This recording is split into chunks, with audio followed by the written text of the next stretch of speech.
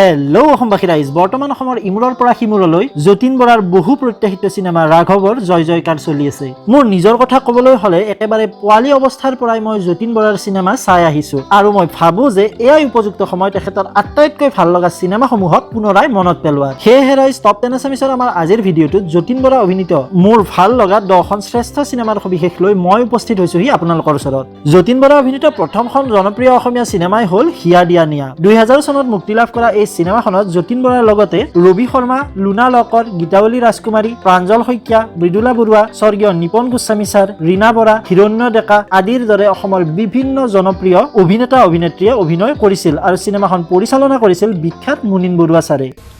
খুৰাটো ইমান ডাঙৰ ঘৰটো সজালে কিন্তু দিনটোত ঘৰখনত মানুহ এটা নাথাকে। খুৰী দেউতাহে 52 পৃষ্ঠাৰ কিতাপখন লৈ ব্যস্ত।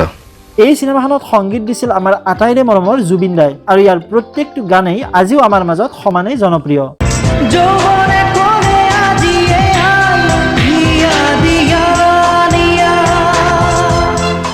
যতীন বৰা অভিনীত দ্বিতীয়খন উল্লেখযোগ্য সিনেমাই হ'ল দাগ। 2001 চনত মুক্তি লাভ কৰা মুনিন বৰুৱাৰ দ্বাৰাই পৰিচালিত এই সিনেমাখনৰ মনলৈ উভতি আহে ল'ৰালি শীৰ্ষক গীতটি আজিও মোৰ অতিকে প্ৰিয়।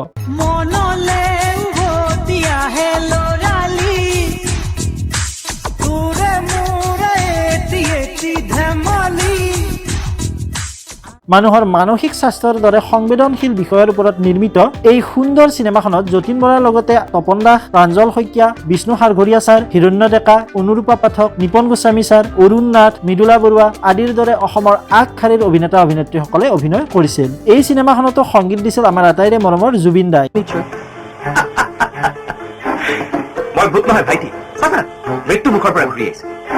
যতীন বৰা অভিনীত তৃতীয়খন উল্লেখযোগ্য সিনেমাই হ'ল নায়ক। দুই বন্ধুৰ মাজৰ মৰম আৰু ত্যাগৰ কাহিনীৰ আধাৰত নিৰ্মিত মুনিন বৰুৱাৰ দ্বাৰা পৰিচালিত এই সিনেমাখন ৰিলিজ হৈছিল 2001 চনত। নায়কত যতীন বৰাৰ লগতে অভিনয় কৰিছিল অসমৰ আনজন ছুপাৰষ্টাৰ ৰবি শৰ্মা, ৰীনা বৰা, পৰিণীতা বৰঠাকুৰ, জেৰিফা ৱাহিদ, বিষ্ণু সাৰঘৰীয়া ছাৰ, প্ৰাঞ্জল শইকীয়া, হিৰণ্য ডেকা, অৰুণ হাজৰিকা, হিৰণ্য দাস, পূৰবী শৰ্মা আদিৰ দৰে অসমৰ আগশাৰীৰ অভিনেতা অভিনেত্ৰীসকলে। মোক কোৱা নাছিলি কিয়? মোৰ পৰা কথা লুকুৱাই নিজকে বৰ মহান বুলি প্ৰমাণ কৰিব খুজিছ? ক উত্তৰ দে মোক। মোক যদি ইমানেই ভাল পাওঁ মোৰ দুখবোৰ দেখি মনে মনে আছিলি কিয়?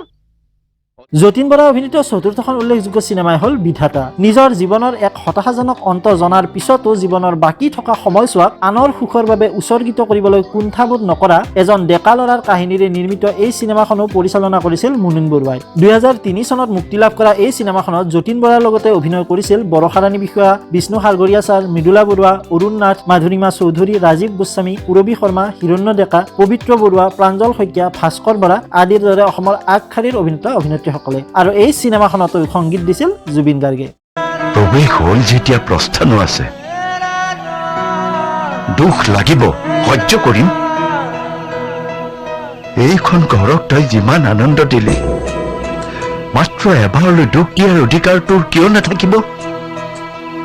যতীন বৰা অভিনীত পঞ্চমখন উল্লেখযোগ্য সিনেমাই হ'ল বাৰুদ। সমাজত চলি থকা অন্যায় অনিয়মৰ বিৰুদ্ধে যুঁজ দিবলৈ আৰক্ষীত যোগদান কৰা এজন সৎ আৰু সাহসী মানুহ বিক্ৰম বৰুৱাই কেনেদৰে তেওঁৰ সহ আৰক্ষী বিষয়াসকলৰ লগত লগ লাগি সুন্দৰপুৰ নামৰ চহৰখনক বেজবৰুৱা পৰিয়ালৰ অত্যাচাৰৰ পৰা মুক্ত কৰিছিল তাৰ কাহিনীৰ আধাৰত নিৰ্মিত বাৰুদক পৰিচালনা কৰিছিল মুনিন বৰুৱা ছাৰে। 2004 চনত মুক্তি লাভ কৰা এই সিনেমাখনত যতীন বৰাৰ লগতে তপন দাস, প্ৰাঞ্জল শইকীয়া, বাহাৰুল ইছলাম তথা বিষ্ণু সাৰঘৰীয়া ছাৰে আন গুৰুত্বপূৰ্ণ আৰক্ষীৰ চৰিত্ৰত অভিনয় কৰিছে আৰু ইয়াৰ বিপৰীতে সিনেমাখনত প্ৰধান ঋণাত্মক চৰিত্ৰত অভিনয় কৰিছে বিজু ফুকন তথা অসমৰ আনজন ছুপাৰষ্টাৰ ৰবি দাই। আপুনি হয়তো এতিয়ালৈকে কিছুমান খাকী পোছাক পিন্ধা মানুহে দেখিছে, পুলিচ দেখাই নাই। এই সিনেমাখনৰ মই আটাইতকৈ ভাল পোৱা অংশটো আপোনালোকলৈ আগবঢ়াইছো। ৰাহুল বেজবৰুৱা, আপুনি হয়তো এটা কথা নাজানে যে বাঘে কেতিয়াও ঘাঁহ নাখায়।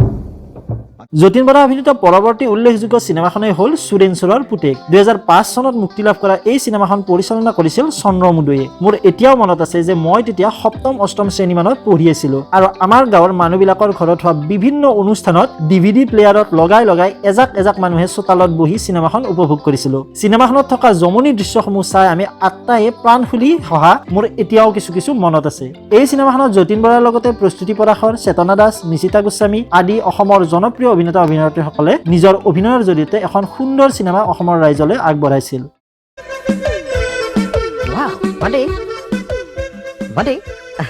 তোমাক মোৰ খুব ভাল লাগিছে। আই লাভ ইউ হন্তি কাকিন চাল কৰবে বেটা কোনা যতীন বৰা অভিনীত সপ্তমখন উল্লেখযোগ্য চিনেমাই হ'ল অধিনায়ক। বিপদত পৰাজনক নিস্বাৰ্থভাৱে সহায় কৰা আৰু কাৰো ওচৰত হাত নপতা এজন প্ৰচণ্ড আত্মসন্মানবোধ সম্পন্ন গাড়ী মেকানিকৰ কাহিনীৰে নিৰ্মিত এই চিনেমাখন ৰিলিজ হৈছিল 2006 চনত আৰু চিনেমাখন যতীন বৰাই নিজেই পৰিচালনা কৰিছিল। অধিনায়কত যতীন বৰাৰ লগতে অভিনয় কৰিছিল নিশিতা গোস্বামী, অৰূপ বৰা, হিৰণ্য ডেকা, ৰিম্পী দাস, গুণ মহন্ত ছাৰ, জয়ন্ত ভাগৱতী, চেতনা দাস, অৰুণ হাজৰিকা তথা অসমৰ আন বহুতো জনপ্ৰিয় অভিনেতা অভিনেত্ৰীয়ে। চিনেমাখনৰ শেষৰ পিনে প্ৰস্তুতি পৰাশৰেও এটা সুন্দৰ কেমিঅ দিছিল। 50 টাকা বেছিকে আছে ৰাখি থ 50 টকা মইহে আপোনাক এৰি দিম ঘৰৰ পোহনীয়া জন্তুবোৰক বিস্কুট কিনি দিব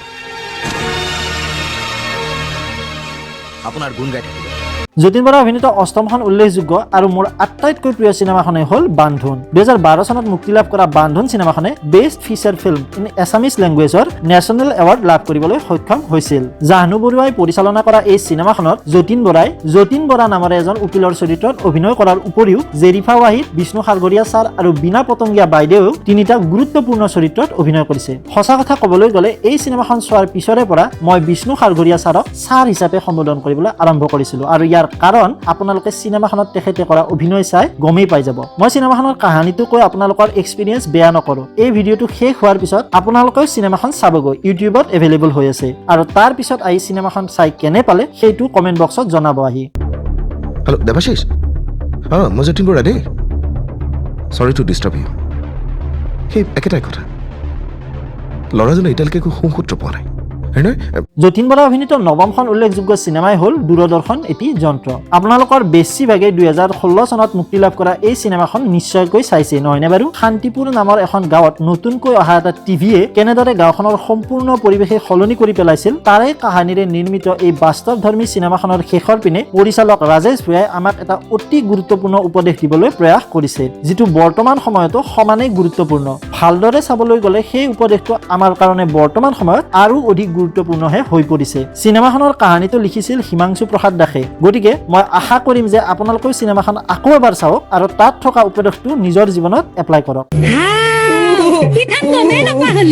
নিজে হামা মালনি হৈ পুতেৰাক মিথুন বনাই গোটেই গাঁৱৰ চলি মাখাক যে মাৰবা লগে দিছা তোৰ পুতেৰে মোৰ চলি কি কৰলাক এতিয়া যিহেতু তালিকাখনৰ অন্তিমখন চিনেমালৈ যোৱাৰ আগতে যতীন বৰাৰ আন কেইখনমান উল্লেখযোগ্য চিনেমাৰ নামসমূহ মই কৈ দিছোঁ, যিবোৰ আমাৰ আজিৰ তালিকাখনত সন্নিৱিষ্ট কৰাটো সম্ভৱপৰ নহ'ল। এই চিনেমাকেইখন হ'ল কন্যাদান, মিঠা মিঠা লগনত, অগ্নিসাক্ষী, মা তুমি অনন্যা, কাদম্বৰী, চেনাই মোৰ ধুলীয়া, দেউতা দিয়া বিদায়, ৰামধেনু ইত্যাদি। যতীন বৰাৰ অভিনীত অন্তিমখন উল্লেখযোগ্য চিনেমাই হ'ল ৰত্নাকৰ। আৰ্থিক দিশৰ পৰা চাবলৈ হ'লে ৰত্নাকৰেই হ'ল যতীন বৰাৰ আটাইতকৈ সফল চিনেমা, যাক যতীন বৰাই নিজেই পৰিচালনা কৰিছিল। এটা কোলাহলময় অতীতক এৰি নিজৰ জীয়ৰী দুবৰীক লৈ এখন নতুন ঠাইত শান্তিপূৰ্ণ জীৱন যাপন আৰম্ভ কৰা জয়ন্তই আকৌ নিজৰ পূৰ্বৰ প্ৰচণ্ড ৰূপ ধাৰণ কৰিবলৈ বাধ্য হোৱাৰ এটি সুন্দৰ কাহিনীৰে নিৰ্মিত ৰত্নাকৰ ৰিলিজ হৈছিল 2019 চনত। এই চিনেমাখনে বক্স অফিচত প্ৰায় 9,25,00,000 টকা উপাৰ্জন কৰি অসমীয়া চিনেমা ইণ্ডাষ্ট্ৰীটোক পুনৰ প্ৰতিষ্ঠা কৰাত এক উল্লেখযোগ্য ভূমিকা গ্ৰহণ কৰিছে। ফেণ্টাষ্টিক কাম কৰিছ তই, মইতো ভবাই নাছিলো। লোকে নভবা কামবোৰ কৰি মই বৰ ভাল পাওঁ। গতিকে ৰাইজ আজিলৈ ইমানেই। পৰৱৰ্তী ভিডিঅ'টোত পুনৰ লগ পোৱাৰ প্ৰতিশ্ৰুতিৰে আজিলৈ ইমানতে সামৰিছোঁ। ধন্যবাদ।